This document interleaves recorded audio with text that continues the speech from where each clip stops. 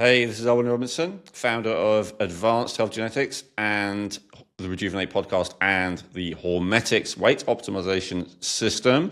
And I'm thrilled today to be joined by Dr. Miriam Mikitsky, who usually shortens to Dr. Miriam because her surname is hard to say for me, who is also the co-creator of the Hormetics weight optimization system. And today we're going to be talking about, and we're actually going to do a little kind of debate format about GLP-1 agonists like Ozempic and also Wegovy and maybe even Retatrutide, which is partly a GLP-1 agonist. And I'm going to be taking the position of I'm not a fan. Dr. Miriam is going to be taking the pro position. We'll be discussing that a little bit. And then we're going to talk about leptin, how GLP-1 agonists compare to agents that reduce or improve leptin resistance. And we're going to be talking about, can you combine the two? Should you combine the two? How can you combine the two? Is it safe? And so ultimately what we're talking about is how to stop eating so much, which there could be numerous benefits to that, like overeating is bad in all kinds of dimensions, like for instance for digestion as well. But of course, the main thing that's usually focused on is weight. And we know that being overweight is a major risk factor for all kinds of serious diseases, as well as making people not feel good about themselves in many cases in terms of self-esteem and all the rest of it. So I don't think we need to explain to people why weight loss is a good idea if you're overweight. We'll just get straight into talking about GLP-1s, which is obviously super popular at the moment. Hello, Dr. Miriam. Thank you for joining us today. Hi, everyone. Thank you for having me again. Excited to talk about GLP-1s as they're a big area in metabolic health and actually for other things as well. Yeah, absolutely. Okay, so I'm going to take the position as to why I am not a fan, Dr. Miriam. Probably the biggest reason I'm not a fan is because I feel like leptin is a better mechanism to work on for those people who feel like overeating is a challenge for them. But I'll kind of leave that one till last. Let's start with the kind of obvious stuff. Let's start with like the side effect profile. So the kind of admitted side effects, and I have a bit of a list here. So nausea, very common, around 50% of people. And nausea is not like, a little bit. It's quite severe. Vomiting, about 25% of people. What I'm reading now is the mainstream kind of considered stats on it, not the, alternative news or whatever. Diarrhea is common. Constipation is common, 10 to 20%. Abdominal pain is common, about 10%. Headaches are common, about 10%. Dizziness and fatigue, fairly common. And then there's much more serious things that, while they're less common, are still, things that you don't want to really risk, in my opinion, like pancreatitis, inflammation of the pancreas, inflammation and issues with the gallbladder, gastroparesis, where the stomach is paralyzed. I know you know that, Dr. Miriam, for our listeners. And obviously, having your stomach paralyzed is a serious issue. And of course, the reason why nausea and vomiting are the most common side effects is because even though full stomach paralysis is pretty rare, it's the slowing of the emptying of the stomach, which is one of the things that GLP-1s do. Concerns about the thyroid, which I'm not surprised about, because obviously when people eat less, it tends to slow down the metabolism and potentially thyroid function. Kidney injury, hypoglycemia. A lot of people worry that it makes them lose muscle mass. So there's this, even if all you care about is how you look, there's this thing called Ozempic face. There's, a bit of a thing where so many people are taking it and they're looking like gaunt and, not really any more attractive as a result of taking it. Then there's the concern of blindness. There's a particular type of blindness that occurs without pain, and I'm seeing here 4 to 8-fold high risk of that type of blindness called NAION, 3 times higher risk of macular degeneration. So it seems like, and then of course there's the fact that depending on where you are, it's expensive. you have to inject yourself. A lot of people don't really want to do that. And so like you have to, here's the thing to me as someone, I always try and see things as an objective outsider. I just feel like injecting yourself with something that makes you feel so sick that you don't want to eat doesn't seem like the smartest, best approach to losing weight. No, I completely agree with you. And, I'm happy to go through all these lists of side effects with you. Maybe we could just do that one by one, because I think it'll be easier to formulate my debate argument. But Sure. but overall, well, let's start with nausea. Oh, Yes, we can start with nausea, actually, because I'll just preface it and say that I do think that the GLP-1 agonists are being used at 2 very, very high doses and not appropriately. And I think the best way to use them is actually as a tool in conjunction with with a healthier lifestyle. And I've found them in my practice, at lower doses to actually be very beneficial to help people stay on track with with food plans and with exercise. And so for me, it's more been a tool to assist with what I've already been doing prior to using these. But all those kind of emotional factors, stress eating, thinking about food, which we do think is very much hormonally driven. I have found that, in some cases, using lower doses of some of these medications to basically be an added tool to get people to achieve their goals. But if we start with nausea, I have seen that actually at both higher and lower doses. I would say that in general, I have seen, and I would say that the rates of nausea have been sort of equivalent for Ozempic or semaglutide. Wegovy is also semaglutide. It's just another name for it that's supposed to be specifically for weight loss, whereas Ozempic was there was Ozempic that was also being used just for diabetes. Then we have Mounjaro or tirzepatide, which those two seem to have fairly equivalent rates of nausea. But they do seem to be very dose dependent. So, and I've seen many cases where doctors are recommending that people start on very high doses. I tend to use more Mounjaro or tirzepatide, where people have been told to start at 5 or 7.5 milligrams, where generally I'd suggest starting at 0.5 or even 0.25, but we can get into sort of different uses. And I haven't found that to be very prevalent amongst the patients that I've been seeing. But I guess another thing that maybe I've been doing a bit differently is most of the time we've been seeing patients before they start GLP-1s, and we've been talking about the gut microbiome, things like stomach acid and enzymes, and often, certain symptoms like nausea we would have been trying to deal with prior to initiating those types of medications. So that, I guess, just that. Sorry, Doctor. Mm-hmm. Sorry, Dr. Miriam. I don't know if we want to do this again, but I thought the starting dose of Ozempic is 0.25 milligrams. And I looked it up, and that is what it says. Yeah, sorry, I don't use Ozempic very much, but you're right. There is a slightly different dosing mechanism. So like Mounjaro typically comes from anywhere from 2.5 to 15 milligrams in a pen, whereas Ozempic is usually like an entire pen can be 0.25 or 0.5. So it's probably worth just pointing out that it's slightly different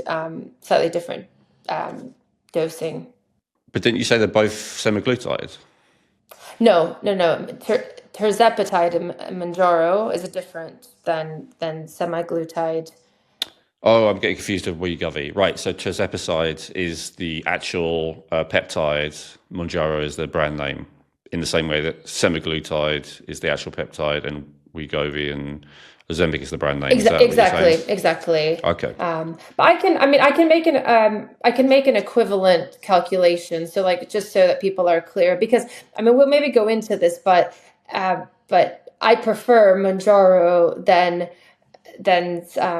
Ozempic, and Wegovy. So I prefer Mounjaro to those two. I then prefer Retatrutide to the other two. So that's hence I don't quite use Ozempic as much in my clinic. Okay, well, let's talk about that then.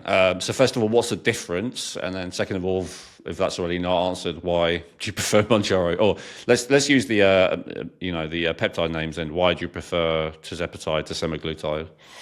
Well, if we look at sort of mechanism of action, so we know that Ozempic primarily works on GLP-1 as a GLP-1 agonist. So it increases the amount of GLP-1, and that can lower insulin.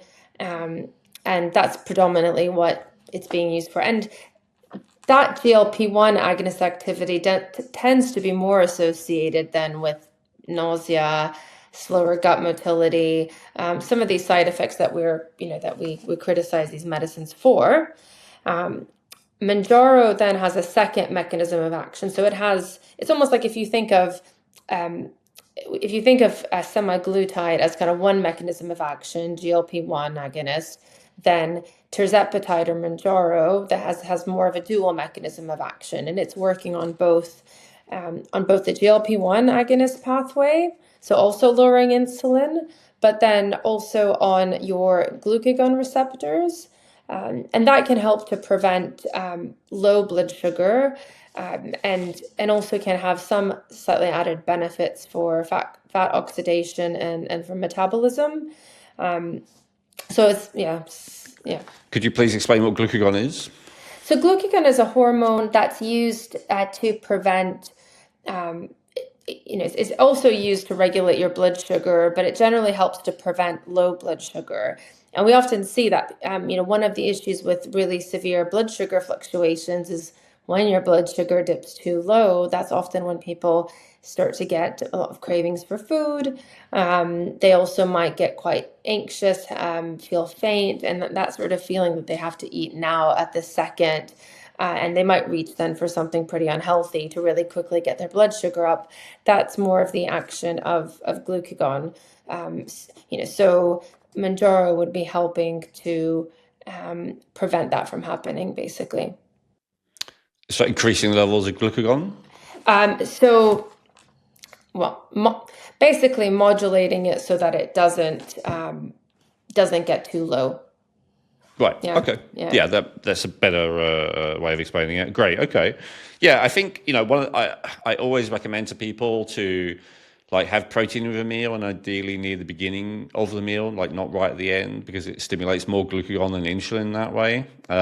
So you're saying Mounjaro, it has that similar benefit of eating that way, of making sure you have protein with every meal. Exactly. Okay, that's awesome. All right, so yeah, so you're defending GLP-1s, but you're already saying you prefer a version that is only half GLP-1 and mechanism and half something else, which makes sense. And then you said you even prefer Retatrutide, which has 3 mechanisms, of which GLP-1 is just one of them, right? So could you tell us about that one? So basically, Retatrutide has a triple receptor agonist mechanism. So it also targets GLP-1, hence helping with insulin release. Also, it activates the glucagon receptors as well. That also has an added benefit of just promoting fat oxidation and helping you essentially have a need for basically being able to better utilize the fats you're eating, the proteins you're eating, and kind of derive that energy from the calories you're in. So it can just help with reducing caloric intake. Quick aside on that, because I know my viewers, there's a lot of debate in my comment section about whether you should be burning fat as a fuel or carbs as a fuel. A lot of people I've noticed are they talk about the Randall cycle and how it's not a good idea to have 50-50, how you should either have more fat or more carbs. Some people think the carbs are a better fuel. Some people think fats are a better fuel. So my question is, are you saying that it increases burning fat as a fuel, you are saying that, but would you say then also that it decreases the effectiveness of burning carbohydrates as a fuel? No, I would say, It's tough to say because ultimately, like, you don't have people hooked up to monitors to measure it. But generally, what I find is people seem to be burning, regardless of what sort of diet they're on. So if they are on a higher carbohydrate diet, they do seem to be using it more efficiently because they're just not putting on the weight. So I've noticed that even people who necessarily aren't on a high fat, higher protein, low carb diet, they are still burning more. So that makes me to believe, in what I can gather from the research, is that you're just more efficient at burning anything you're taking in. Okay, fair enough. And then, sorry, I interrupted you. You were going to talk about the third mechanism of retatrutide.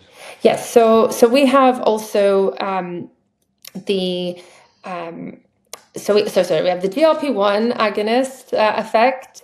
We have the glucagon receptor effect, and we also have something called a GIP receptor effect, which is glucose-dependent insulinotropic polypeptide receptor, and that enhances insulin secretion and also influences fat metabolism and storage, and works with that GLP-1 to basically modulate insulin secretion. But is increasing insulin secretion a good thing? Aren't people having too much insulin in general? So there needs to be a balance, because also you do want to you want the receptor to be a bit more sensitive to, when you do raise your blood sugar, that the appropriate amount of insulin is released, that can help get that blood sugar down. But ideally, you then want to be looking at, like, that receptor can also help with influencing how your fat is burned and stored. So it really works kind of synergistically with that GLP-1 activity. And does it help with insulin resistance? Well, directly or indirectly? I think it helps indirectly, because it will be because it should be. Yeah, I'm not sure, actually, to be honest. Like, I think that I think as people are losing weight, that insulin resistance seems to go away. But I assume it's more of an indirect mechanism, because the medicines themselves are actually helping with modulating the hormones. So I think there would be an indirect benefit there. Okay, but not direct. And I hear a lot of people say that retatrutide speeds up the metabolism. I didn't hear you say that in your three mechanisms. Is that correct? It is correct. And, from my understanding, it is also that effect on glucagon that can have some effects on increasing metabolism. Okay, so then it's also true for Mounjaro, which is Yes. tirzepatide. Yes. Although I have to say, in terms of just metabolic rate and what I've seen in clinical practice, I have found the retatrutide to work slightly better. Okay. And so it's increasing metabolism through a different mechanism than the thyroid, right? Because often with metabolism, we're focusing mainly on the thyroid or calorie intake, I guess. But this is just through a completely different mechanism that is speeding up the metabolism. Yes, exactly. And you had mentioned sort of that risk of thyroid cancer in Ozempic and semaglutide.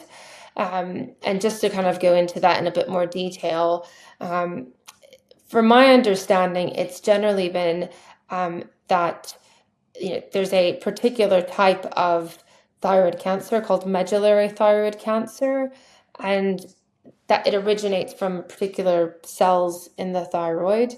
And apparently this actually is affected by both semaglutide, but also other diabetic treatments. But apparently there can be a bit of a stimulatory effect on those cells, and so there is an increased risk of medullary thyroid cancer in those who are on semaglutide. But we think that is quite rare, and it tends to be related to those who have a very strong genetic predisposition to this cancer. So there's like, if someone's had a family history of specifically medullary thyroid cancer, then you would want to avoid it. But there hasn't been any sort of increased risk of the more common types of thyroid cancer with semaglutide. Okay. Let's go back to that dosing thing, because that seems to be the biggest, counterpoint to all my concerns, which I think is valid. So I hear you that you have more experience with and you prefer people to use the other forms that have other mechanisms. But, I did an episode in AI recently, and I said to people, of all the types of AI out there, I think the one I'd least like you to use would be ChatGPT. And yet I think 90% of people use ChatGPT. It's just the way it is. And it's probably similar with GLP-1s, right? I don't know the exact figures, but I believe the vast majority of people, if they're using any, are using just Ozempic or semaglutide. So let's talk about those doses. When you say like the standard amount is too much and you would, recommend people use less, what are we talking here? How much less? So with Ozempic in particular, so I know most people are told to start on something like a 0.25 milligram dose. Now, what I like to do is I'd like to break it down, and because you're essentially, when you're dosing Ozempic, you have a pen and you're counting the number of clicks to get to 0.25 milligrams. But you can actually substantially decrease that. So for example, one click of so I guess maybe the easier way to explain it would be 0.25 milligrams of Ozempic would be around 18 to 19 clicks. It's my, actually, I take it back. It depends on the pen that you have, but you can substantially lower that dose by having less clicks. And I know the conventional medical community isn't a big fan of that, but I just I found it works so much better, and it just doesn't make sense to me that you would somehow hang on, let me rephrase that. Basically, when you have 0.25 milligram pen of Ozempic, so when we look at the Ozempic pen, so for example, if you have a 1 milligram Ozempic pen, then let's say you're told to use a starting dose of 0.25, that's 18 clicks. I would start with even 1/5 of that dose. Because as long as basically the lowest dose you can use is a one click. So that ends up being something like 0.01, 0.02 milligrams. And even at those very low doses, there have been some quite incredible effects demonstrated in terms of lowering inflammation. Even though obviously at that low of a dose, you're unlikely to see any benefits with, weight loss.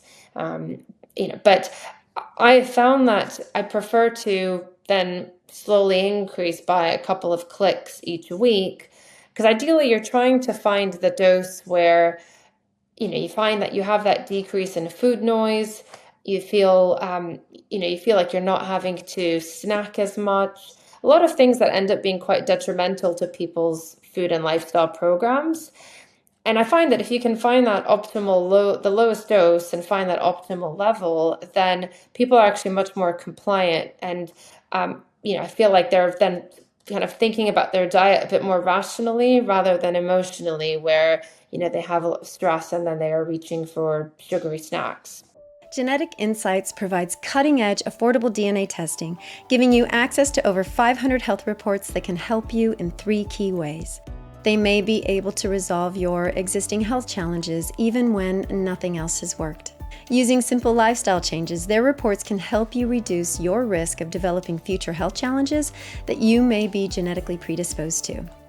And they can help you feel more confident in your health by showing you where you are genetically strong. Unlike most other genetic health testing companies, Genetic Insights tests over 83 million different variations in your genes, guaranteeing 99.7% accuracy across all of their DNA reports. They cover almost every aspect of health, including digestive issues, cardiovascular health, weight loss, hormonal and blood sugar balance, as well as nutrient needs, allergies and intolerances, and so much more. Using their system is quick and easy, and reading the reports is simple. If you've done an ancestry DNA test, you can simply download your raw DNA data, upload it to the Genetic Insights platform, and within a few hours you will have access to genetic reports which give you a risk score for each specific issue and scientifically validated recommendations based on your individual genetic profile. Everything in your reports are based on scientific studies, and there are citation links throughout every report. If you are serious about optimizing your health and wellness and feeling great, then getting access to your Genetic Insights reports may be the most important health investment you will ever make. In the reports, not only will you gain insights into how to overcome existing health challenges and avoid future issues, you'll also discover which types of dietary, lifestyle, and even supplement protocols are best for your unique genetics. To get your unique genetic health reports, go to geneticinsights.co and use code REJUVENATE to get 20% off today. That's geneticinsights.co using coupon code REJUVENATE to get 20% off today. Yeah, that makes sense, and I much prefer your approach to anyone else's. To be honest, I know this isn't a proper debate because I'm already agreeing with you, but I think those a lot of those unpleasant side effects. Let's say like the most common ones, like nausea and vomiting. How much less likely are you to have those if you have, say, 0.05 milligrams rather than 0.25 milligrams of Ozempic, like a fifth of the amount? I mean, I generally haven't seen those side effects using that low of a dose. So so it just doesn't happen. I think you always have the person that is quite there's sensitive, always a few people. But generally Sure. I haven't seen it. It's going to be a hell of a lot less than 50% then, basically. I guess that's what I'm getting at. Yeah, I would expect that. This goes back to my principle that I said before in these episodes. I don't think you were there, Dr. Miriam, that I feel like generally supplements are massively underdosed and medications are massively overdosed. Like they just give too many so often. And I definitely think this is one of them. And I do appreciate your approach of, as you say, like if someone ends up needing 0.25, I don't think you're going to stop them. But like, let's just start a lot less and see if that is actually enough, right? That seems a very sensible approach to me. Why do you think so many, you said earlier, other doctors don't necessarily agree with this. Why do you think there was such a resistance to starting at a safer dose? I've asked myself the same thing. I mean, my only sort of rationale I can think of is that, doctors often are guided by exactly what the papers say. So the research shows that to create this effect, they use this dose.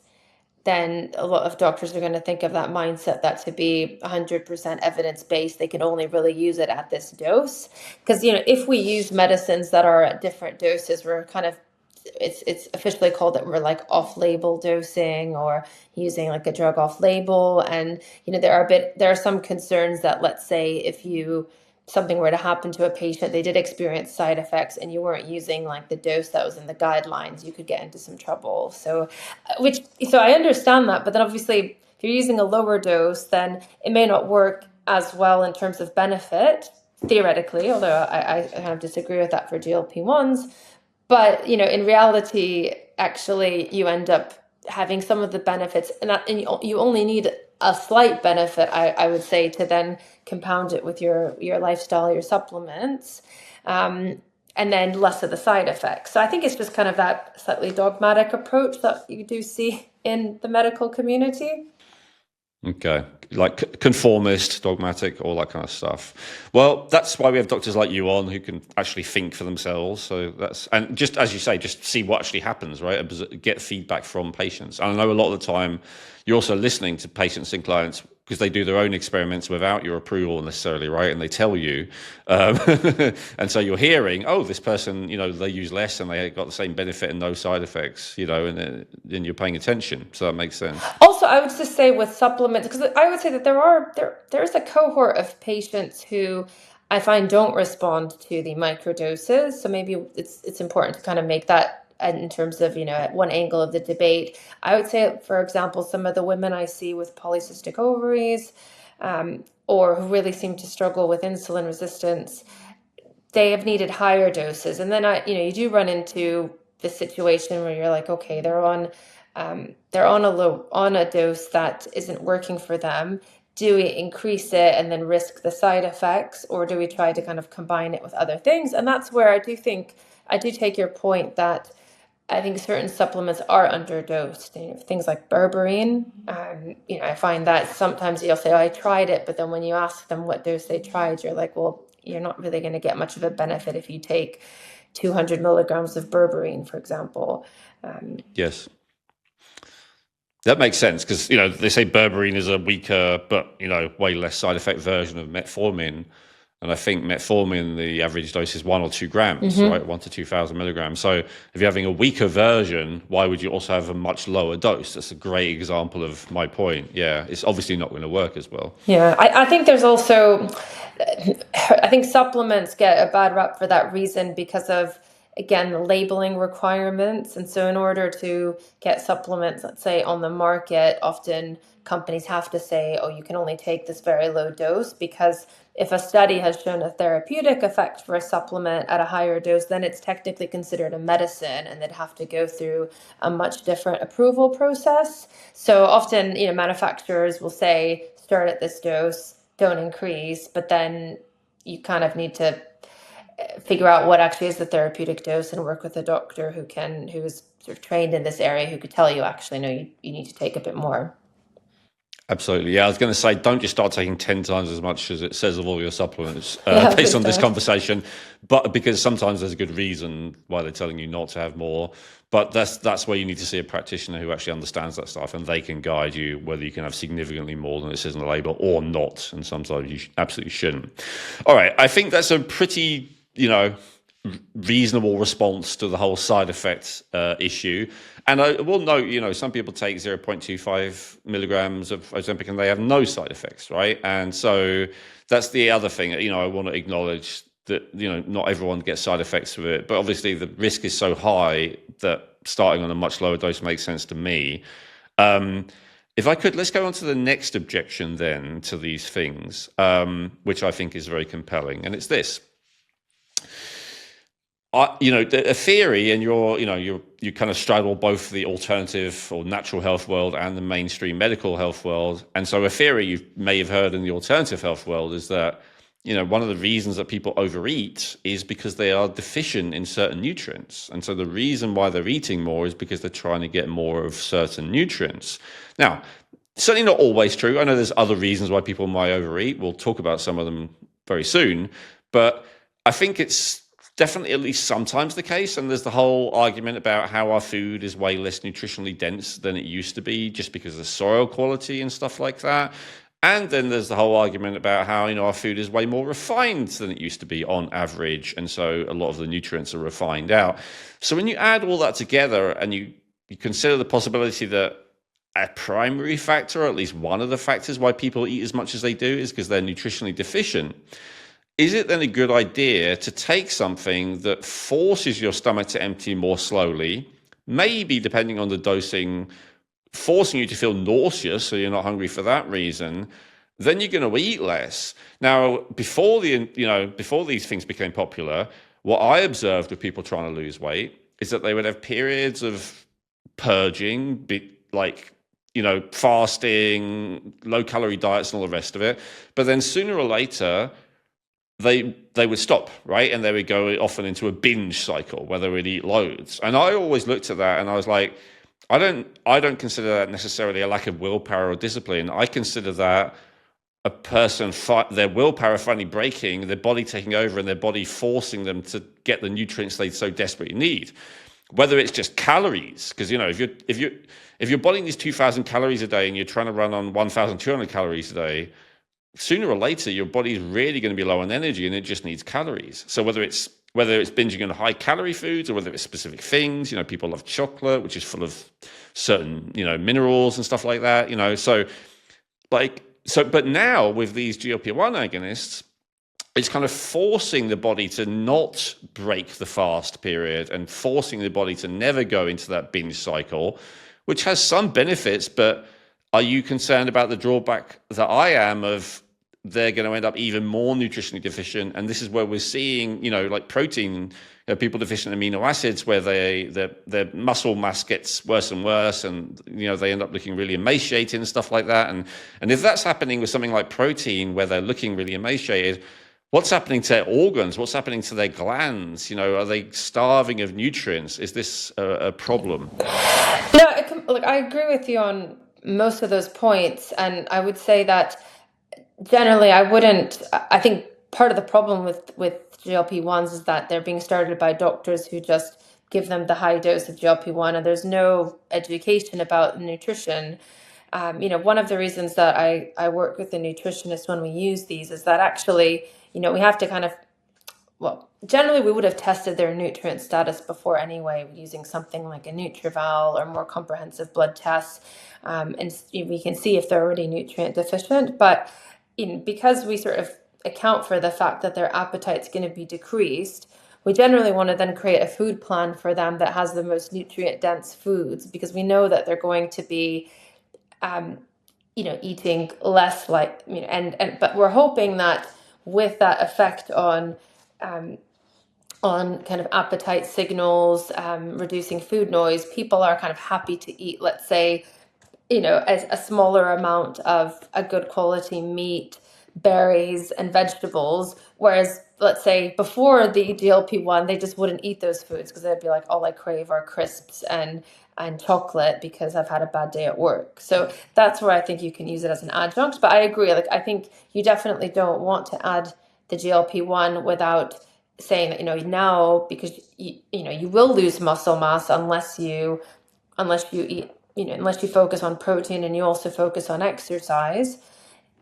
That needs to be a priority. And what we do is we kind of won't prescribe the GLP-1s if we see kind of evidence that that's not happening, that people are just losing the weight, and then they're not really adhering to the other bits of the program. Okay.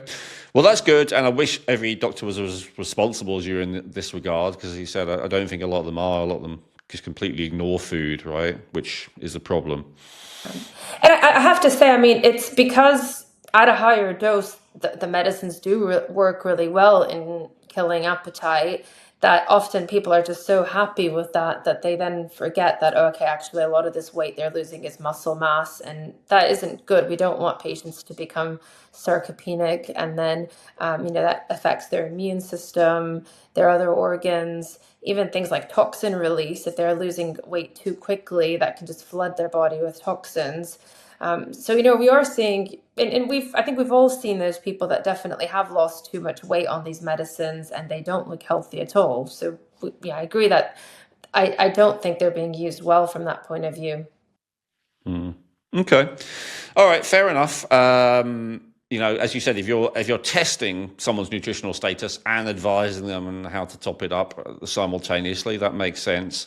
What about this then? Let's see if I can catch you out of this objection. So, all right, I've made the point about nutrient density in general, but what about the argument that, and again, I know a percentage of our viewers will very much believe this one, and I'm not saying they're wrong, that the real key to weight loss is not to eat less, but to burn more. So to increase the metabolism. And then isn't there a concern that actually if you force yourself to eat less with these agents, all you're really doing is slowing down the metabolism? And it may work in the sense of so long as you're taking it, but then you're kind of dependent on them for life, or if you ever stop, you're going to be in the same boat as you were before, except for now you slow down your metabolism even more by eating even less than before for a longer period than ever before. So you've put yourself in an even worse position than before when it comes to keeping weight off because of what you've done to your metabolism. I would say for semaglutide,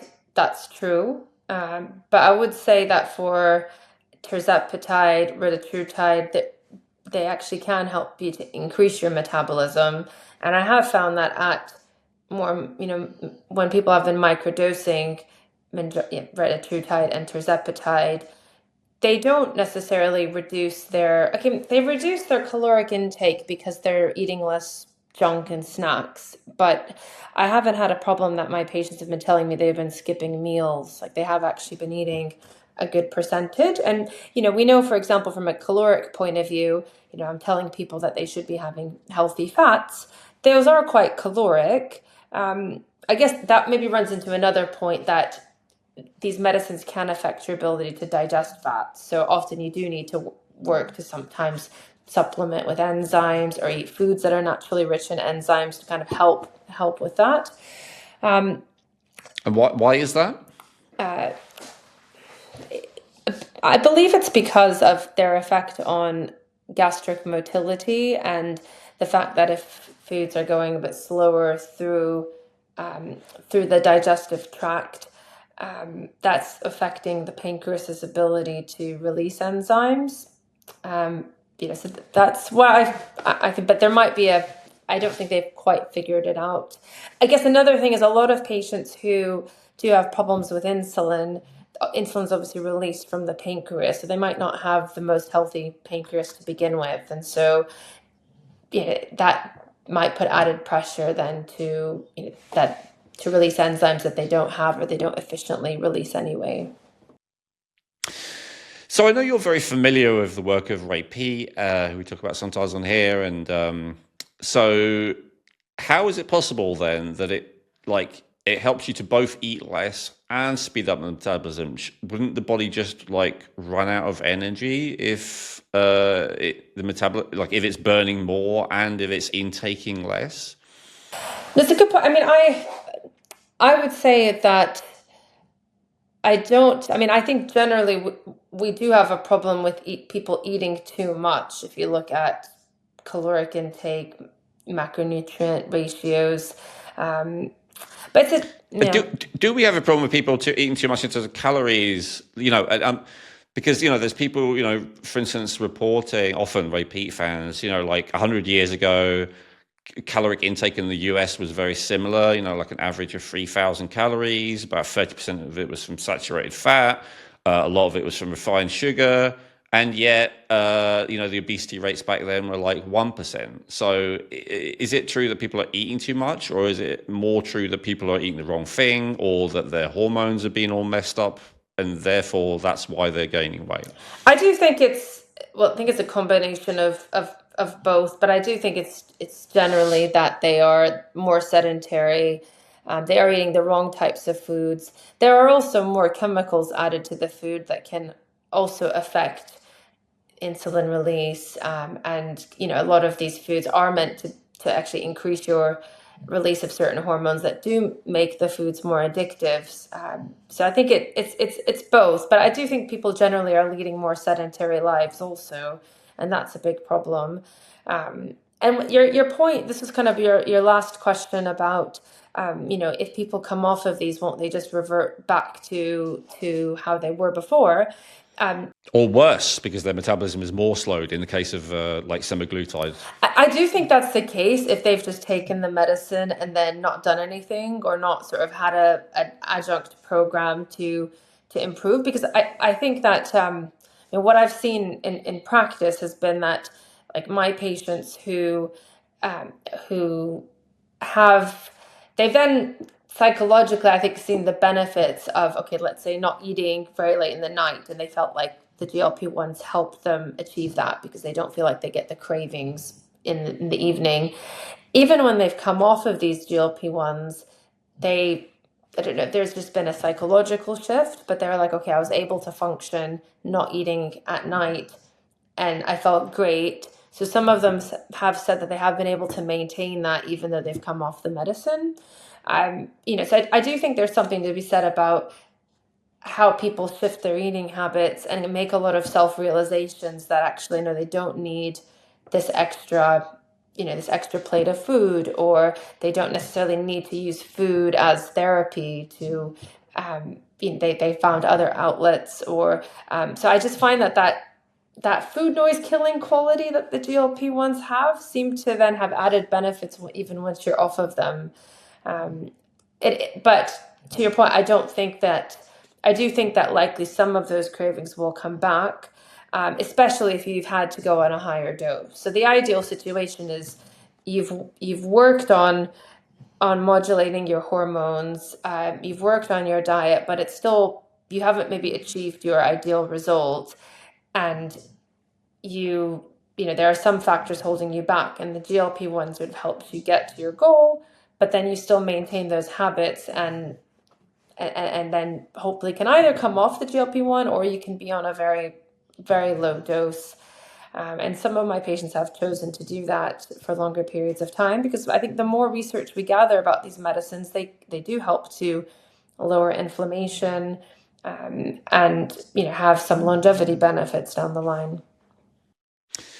I know you don't know the answer for sure to this question, but like there is an impressive list of benefits around the use of these GLP-1s and these other versions with other mechanisms, I acknowledge, but I feel like that list of benefits is really just tied to the reality of the benefits of losing the weight and the fat specifically in general. Do you agree with that, or do you think there's more to it?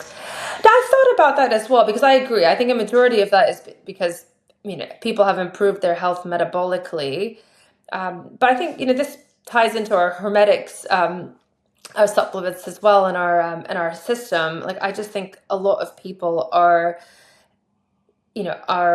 struggling despite doing everything they can to improve their health metabolically, and so I'd say that, but there's the weight still not coming down, and it seems like the metabolic effects, you do actually have to lose the weight for that to happen if somebody is overweight. So I do think that they're able to achieve this when they wouldn't have been able to achieve it with lifestyle alone.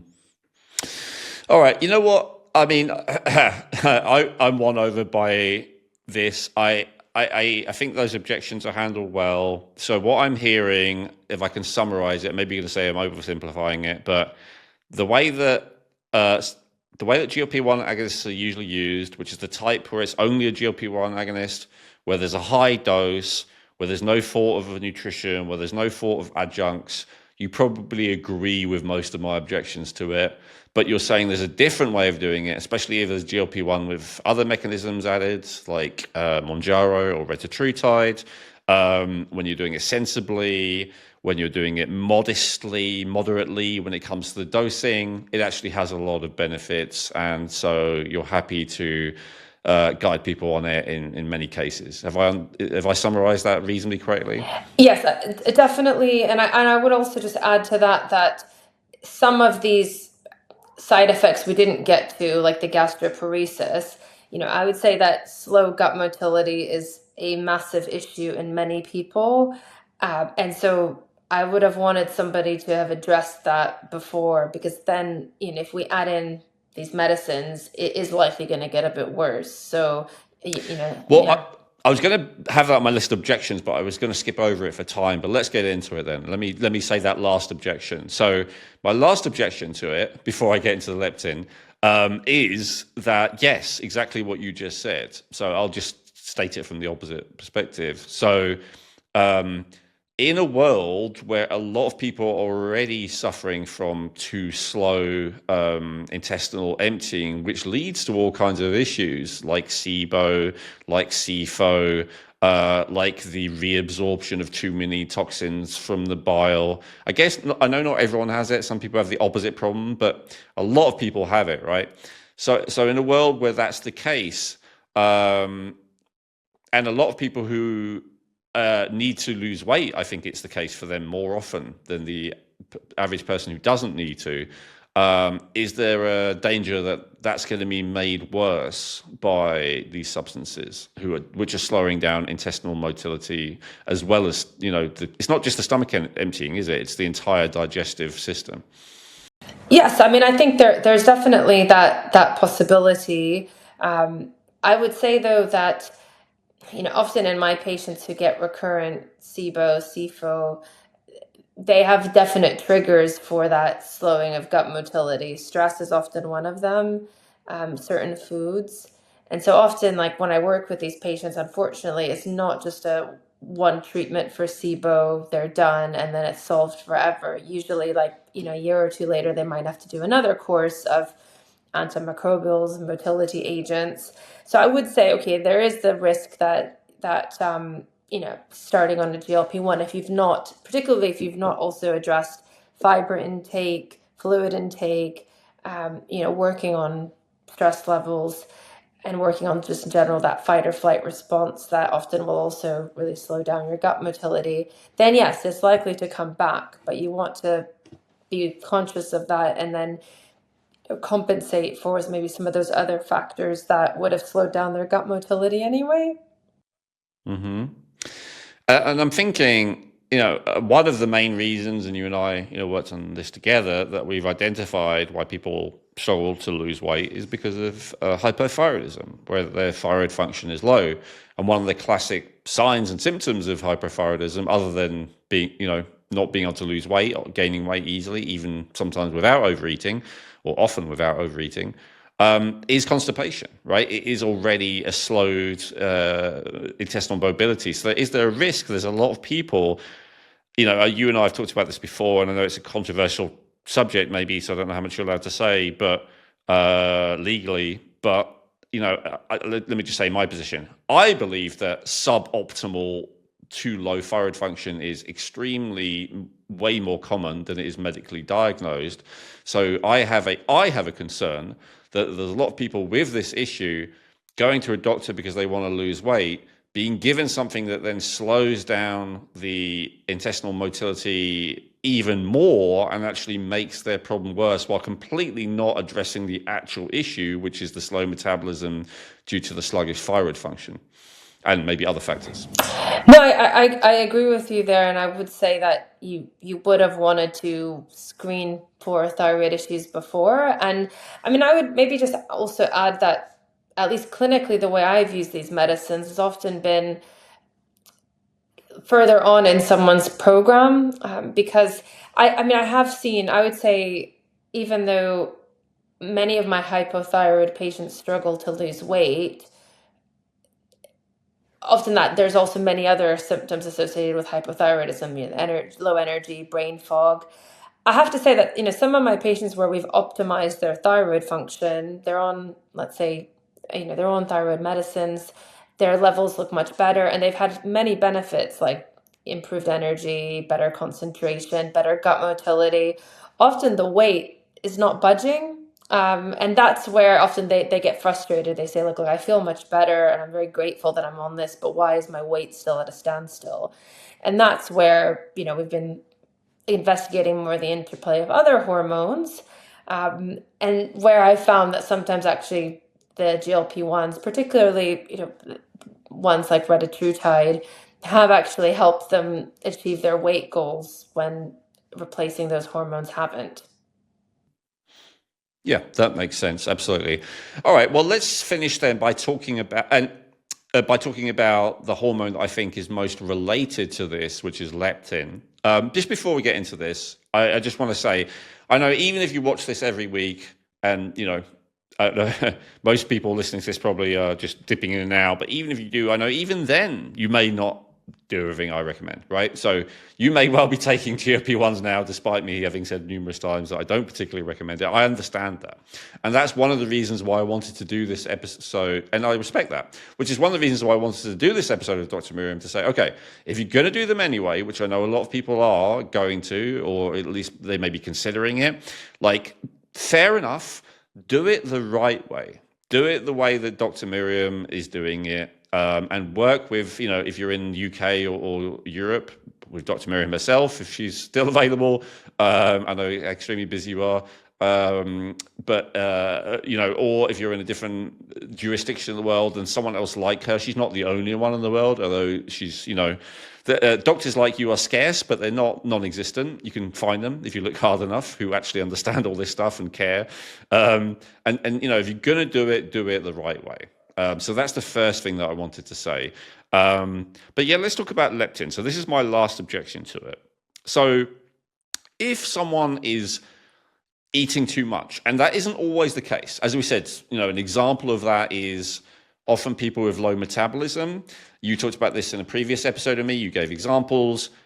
Like, as far as you're concerned, you believe them. They really aren't eating too much, and they cannot shift the weight. Sometimes, even as you just said, even after you help their thyroid function, they still can't shift the weight.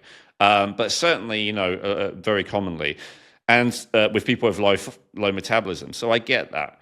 But when we're looking at the specific issue of people overeating, because I understand a lot of people do eat too much in relation to their activity levels. That's the point you made earlier. Maybe our calorie intake is the same as it was 100 years ago in the US, but we're moving less. So still, and that makes sense as an argument to me. Okay, fair enough. But for the mechanism specifically of eating too much as the cause of gaining weight or not being able to lose weight, why are we focusing on GLP-1s? Why are we not focusing on leptin when leptin is the satiety hormone? Ghrelin is the hunger hormone, leptin is the satiety hormone. There's this interaction between the two. And then there's this thing called leptin resistance, which is where that hormone leptin that tells you I'm satiated, I don't need any more food, is not getting through properly. That message is not getting through.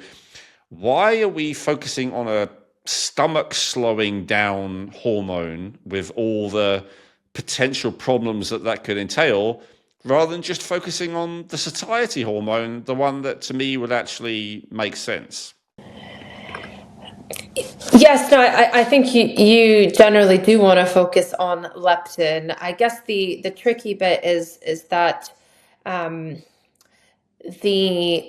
would argue that while even like semaglutide doesn't work directly on leptin, some of its effects, like for example, slowing gastric emptying, that would actually affect your leptin levels because you would feel fuller for longer. And I think, but doesn't the fullness come from?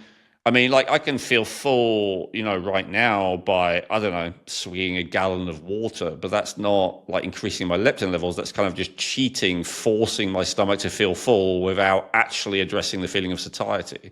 Yeah, I agree. It's kind of bypassing the leptin system, but then the effect is if your fat mass decreases, your leptin is likely to drop. And if then your insulin sensitivity is improved, you should almost break that cycle of insulin leptin resistance. So just to make sure I understand that answer, so you're saying with a GLP-1, you will, if you stick with it and lose fat mass, and then fat mass is correlated with leptin resistance. So you're saying the leptin resistance will go down as your body fat percentage goes down, which I agree with. I get that, but I'm saying, why are we using a different mechanism to try to achieve that result rather than just working on the actual mechanism, which is the crux of the problem in the first place? Yeah, I agree. I think in an ideal world, you would use other agents that could affect leptin. More so than an indirect effect. I guess it's just that, I think there aren't many agents we know of that can affect leptin. I know, we're obviously trying to work on ones that can, but I think that just hasn't been a focus because it's sort of assumed that by dropping fat, you will affect leptin resistance. So are you... Well, first of all, have you heard of the conspiracy theories around this? Let me start with that. Do you mean more so like food industry, where the kind of addictive nature then of certain foods will partly. But basically, the idea being that for decades we have been bombarded with things which increase leptin resistance, which reduce leptin sensitivity. And we've been bombarded with GLP-1 antagonists. And now we're kind of being sold this drug en masse. And, it's such a huge industry, right? Like the most highly valued company in all of Europe and that includes not just the EU, but, includes UK and all the rest of it, is Novo Nordisk, who is I can't remember which country. Certainly Danish, Scandinavian. yeah, I think Danish. Is it Danish? Yeah, Scandinavian country. And their stock price is partly based on this expectation that the US was going to start paying for semaglutide specifically for everyone in the US who was overweight, which is Everyone, a very large percentage of the population. I don't want to insult all our American viewers, but yeah, certainly a lot. Is there a money thing behind this or a power thing or whatever?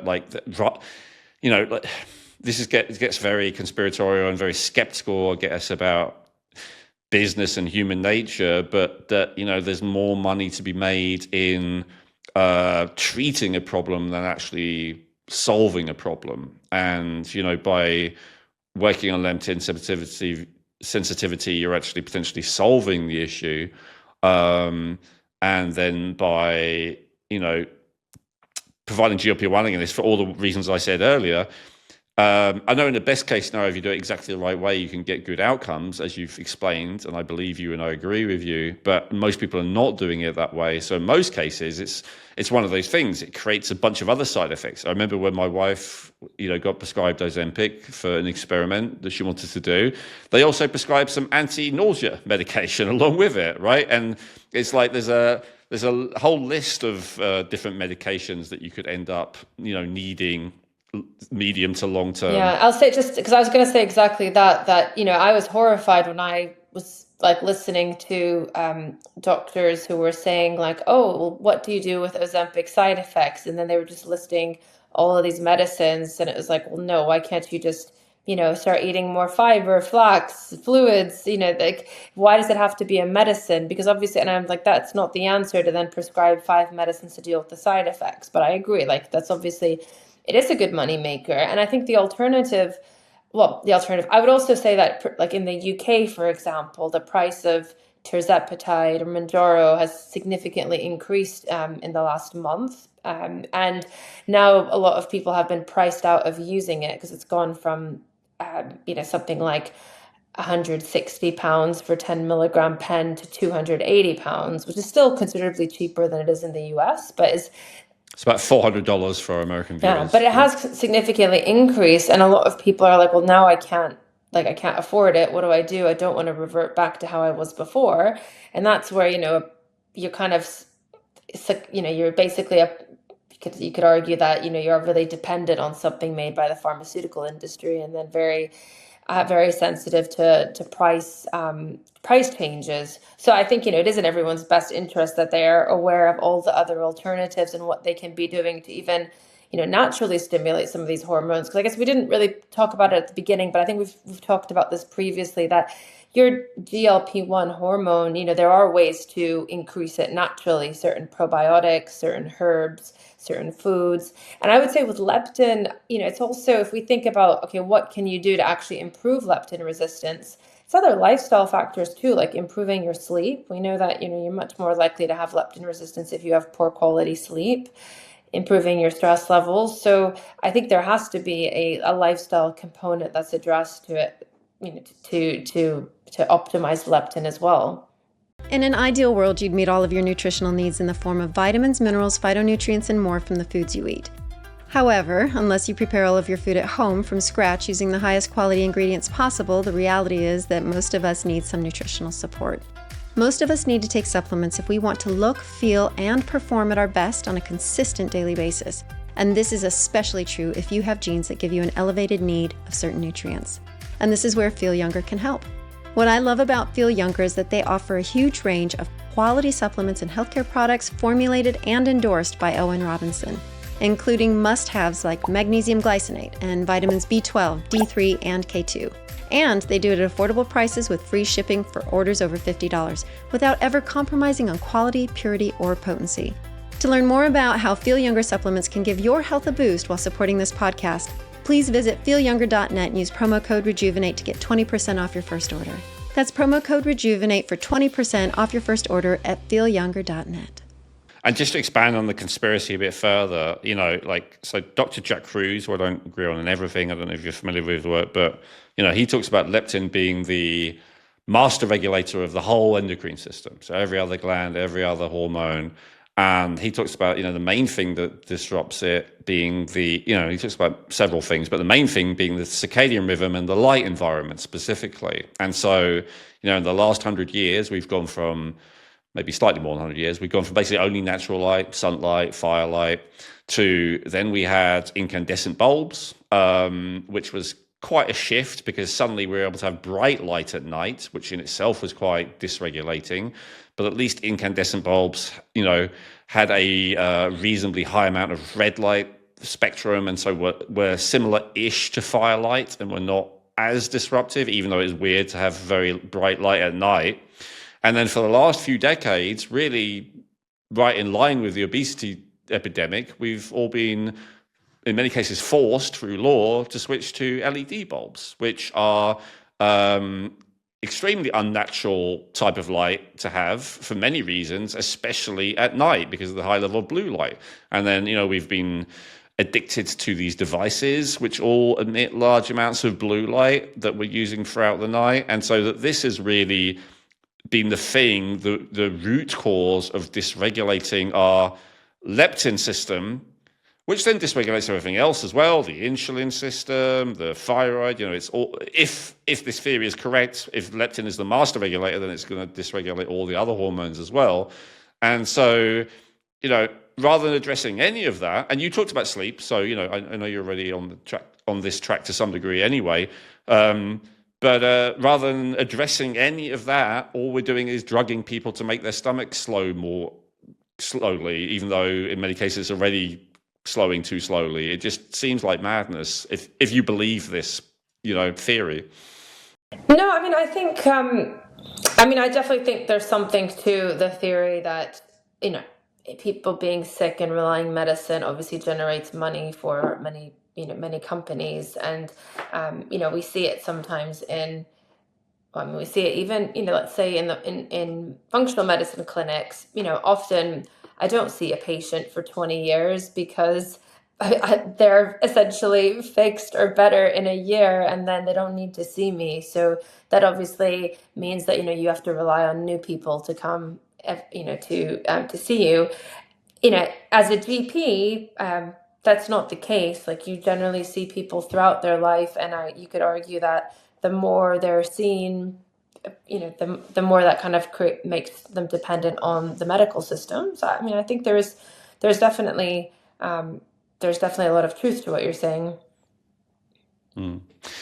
Thank you. The one other thing I'd argue with is what you said about leptin, there being less, effective ways than GLP-1 agonists. So this is, when I did the research on it, there were several ingredients that were shown to be very effective at increasing leptin sensitivity. And that's really what inspired, the whole hormetic system. And then the study that we're now doing on the leptin balance product specifically, which you can find at advancedhealthgenetics.com/hormetics or still philyounger.net/hormetics. The old link should be redirecting to it.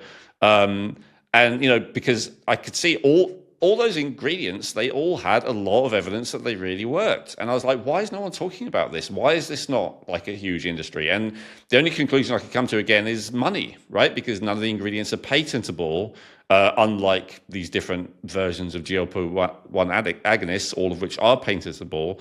And so there's just less money to be made from these leptin sensitizing compounds. But to me, they seemed safer, equally as effective, so long as they're dosed appropriately, and actually resolving the root issue at the root rather than through a kind of side, avenue, which may or may not work anyway.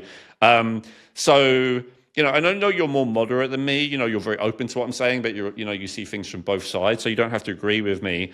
But that was one of the things that created, the hormetic system. And so now, again, I don't expect everyone to believe me and listen to me. And so one of the things I wanted to talk about today is, let's say people are already doing a GLP-1 agonist, or they're considering it, they're planning to do it at some point, and they have the question, well, you know what, Elwyn, you might be right, Dr. Miriam might be right, but can I do both? So is there anything, let's say if someone's already doing tirzepatide, semaglutide, whatever, can they add in some of the leptin supporting agents like in our formula?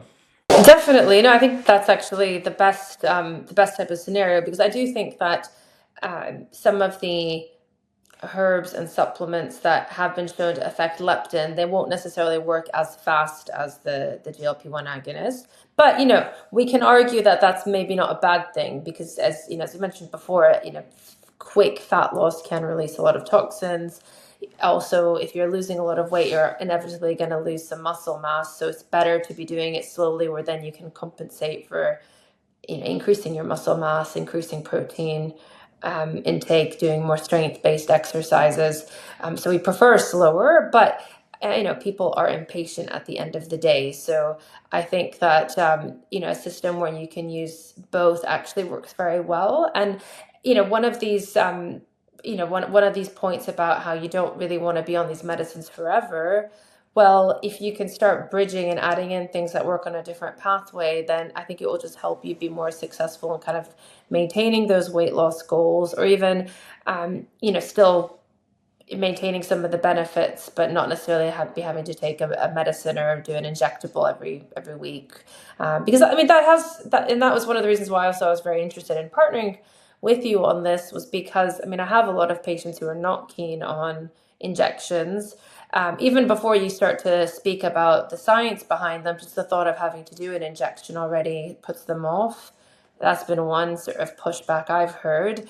And I would say with the Ozempic, Mounjaro pens, they're quite easy, but my preference is Retatrutide, and that you obviously have to dose yourself, and have your own syringes and do your own injection, or have somebody do it for you. So it's a bit more of a tedious process. So, I've definitely had a cohort of patients who've just not been interested in GLP-1 agonist medications or peptides. And my suggestion would be then, okay, well, we work on insulin, and we also have an insulin reducing formula, but we also work on leptin.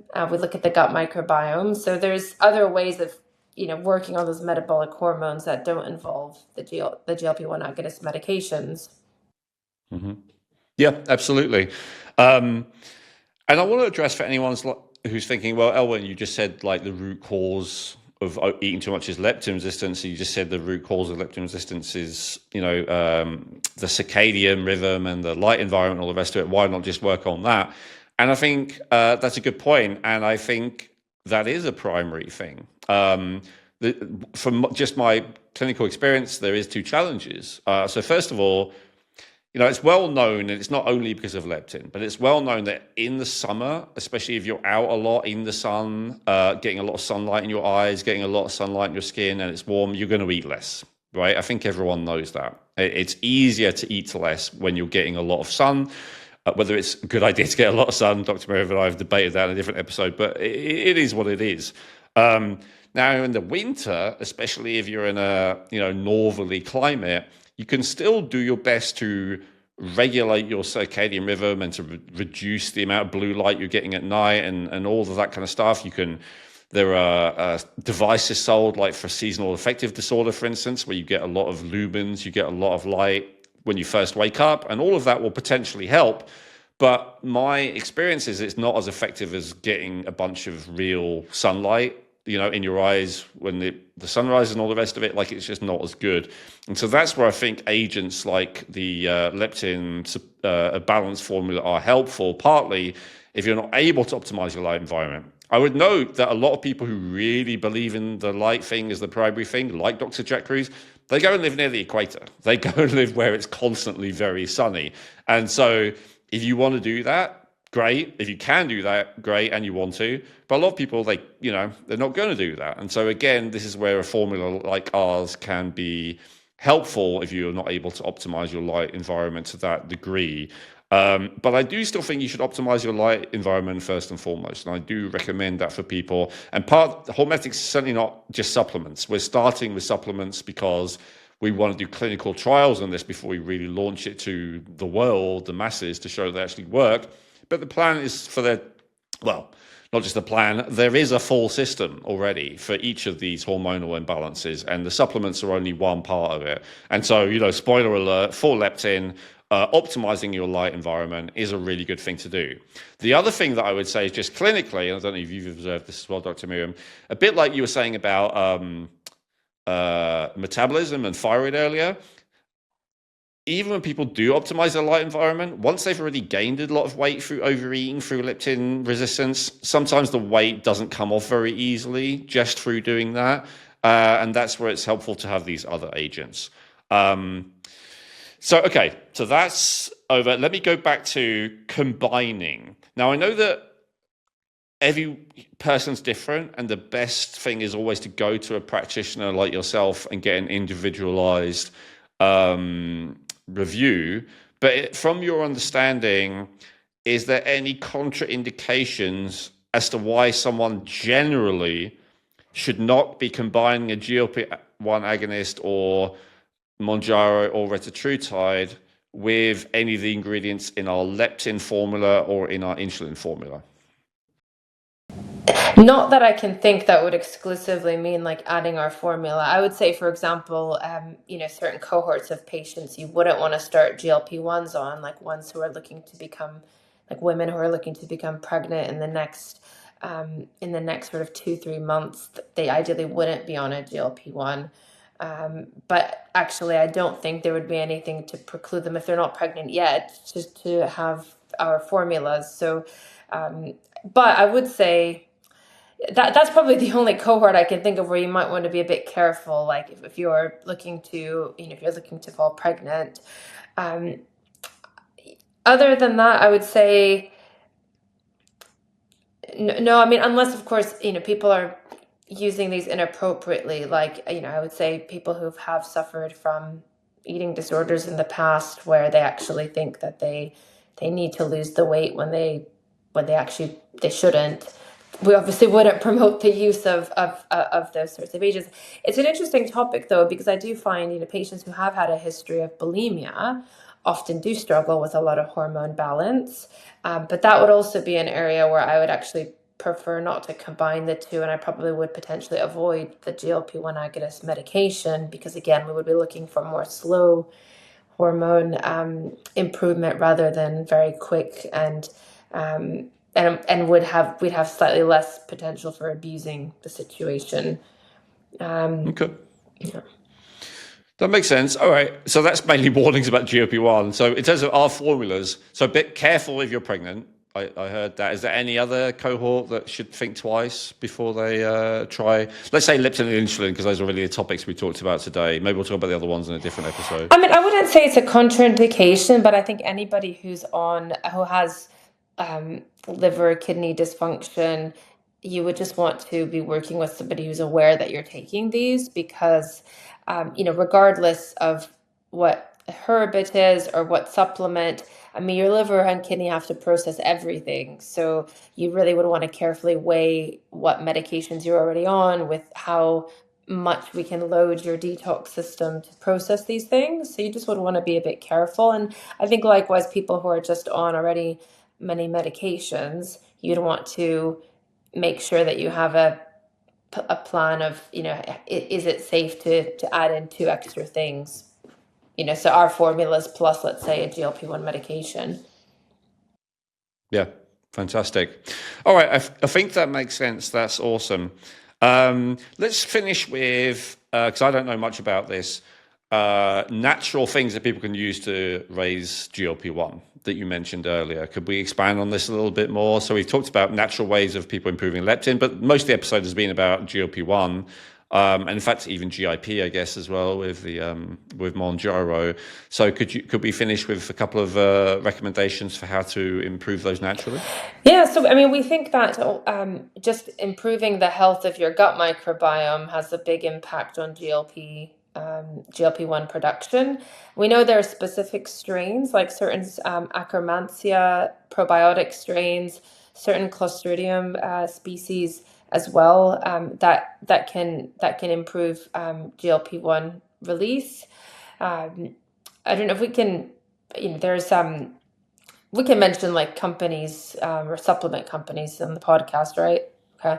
Yeah. You can, yeah. So for example, like in the US, there's a company called Pendulum who they've done a lot of research into specific strains that can impact GLP-1. So Akkermansia is kind of the most well-known, but they have a few other formulas that contain other bacterial strains that can affect that. And I think it's a natural extension of this would also be, prebiotics. So making sure that you're getting enough soluble fiber in the diet. That is actually what's feeding some of these bacteria. So that would also improve GLP-1 release. Nice, great. Is there anything else or any warning? What's messing it up in the first place? Because for some people, obviously, and I think that the category of people who do very well on semaglutide and don't really have significant side effects is probably because they are too GLP-1 antagonized, right? They're too far the other way. As an example, one that I remember I'd heard of is artificial sweeteners. I believe a lot of them are GLP-1 antagonists. So that's where the whole idea of that, Diet Coke is not actually necessarily any better in terms of losing weight than normal Coke because it's messing with it. Is there anything like that you would warn people about or, want people to know about? I would say, any artificial sweeteners. I'd even go and say some of the natural sweeteners, like things like stevia and erythritol, can also negatively impact that access. And I'll just say, like, personal example, I think that using stevia definitely affected my insulin levels, because again, I was one of these people in, like early 2000s that I thought, oh, it's natural and you can make things be sweet, but actually not have any calories, and it's also not artificial because it's from a plant. But I do think that actually had a more negative effect on my insulin levels. And then I sort of went cold turkey on any sweeteners. So that I would say is a big one. I would also just say, I don't think we have sort of concrete evidence on this yet, but I think just many of your flavor enhancers, things like MSG, some of the food additives that you get. So I would just say really you'd want to be, ideally only sticking to spices, salt, and really avoiding, kind of the processed sort of flavor enhancers that are added into foods. And I would just add, so you'd asked me about other strategies, but of course, there's some even more basic ones, like protein itself is a very strong natural GLP-1 stimulator. So, we think that, I think actually across the board, plant and animal-based proteins can help with that. So that I would definitely say, and other things that potentially you can, I think also this goes back to our circadian rhythm, a debate. We do know that poor sleep will disrupt your GLP-1 production, and I think it's a real tough one because I have to say, like there are. I look at, for example, like shift workers and, even like in my medical career, like I had to work a lot of night shifts when I was in training, and we see lots of studies about how bad that is for your health. And you sometimes feel like you're in this cycle where you're like, well, I can't get out of doing them. And obviously, like, the world wouldn't function if everything shut down at night. There are emergencies. So I think, I want people to sort of try to remove the guilt element out of it, because sometimes there isn't as much you can do. But, I think that as much as you can kind of mitigate and try to make up for that, the better. So that is where, for example, some of these devices that can help are still better than nothing. And, and I would still advocate, if it's a necessary evil of the night shifts, like, do you have to always be doing the night shift? Is there a way that there can be a bit more balance? Because that definitely does disrupt GLP-1 release. Awesome. Well, thank you so much, Dr. Miriam. So, as I said, if you are interested in, doing the fast route, first of all, as I think Dr. Miriam and I have made clear, don't only do that, right? And don't do it like blindly. Make sure it's the right thing for you and all the rest of it. But it is something that Dr. Miriam, as she said, regularly helps people with. So if people do want to do GLP-1 and their analogs the sensible way, Dr. Miriam, and they would like to get your guidance on that, how do they do that? No, certainly. And, I have to say, so there's obviously quite a few options there in terms of prescribed medicines, peptides, so it does I do try to then get people's personal preferences, because I do think some people actually feel safer using something that is a regulated medicine rather than, let's say, than a peptide, which is one of the reasons why sometimes I do use the GLP-1 rather than, let's say, the GLP-1 medication rather than, let's say, Retatrutide. But we want to get an individual assessment. So generally, I would suggest booking in a discovery call. So in one of the clinics that I run, Health Miro, we have a smart metabolic reset program. So you actually see both me and Elena, who's also a nutritionist certified by the Institute of Functional Medicine.